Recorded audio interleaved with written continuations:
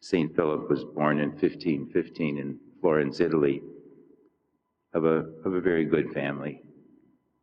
He frequented often the Church of St. Mark near his home. He met up with some wonderful preachers, continued to pray and go to Mass. And then he met up with St. Charles Borromeo and St. Ignatius of Loyola, St. Francis de Sales, some of the great saints.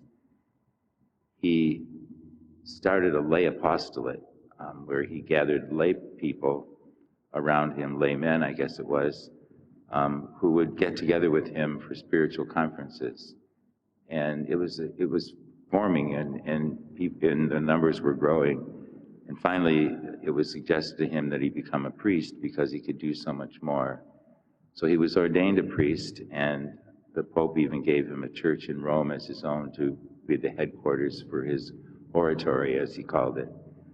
It was St. Mary of Vallicella. A few years later, he built a new church and called it Casa Nueva, which means new church, and they still call it that for 400 years. It's still the new church in Rome. But St. Philip drew more diocesan priests to him who formed oratory, and they lived in community with each other, but they didn't take any additional vows. And their whole role was to draw people to a deeper understanding of Christ. He was known for his kindness and his goodness and his sense of optimism. He was always optimistic about everything. And he wrote many writings, but he burned them all before he died, in his humility, I guess. But he was known for his kindness, and he became most known for his celebration of the sacrament of penance. He became quite a confessor that people flocked to him for that sacrament.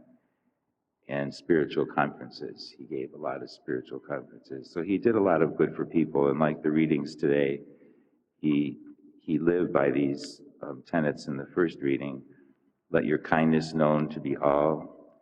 Don't have any anxiety, but in everything, make your requests known to God, and the peace of God will be with you.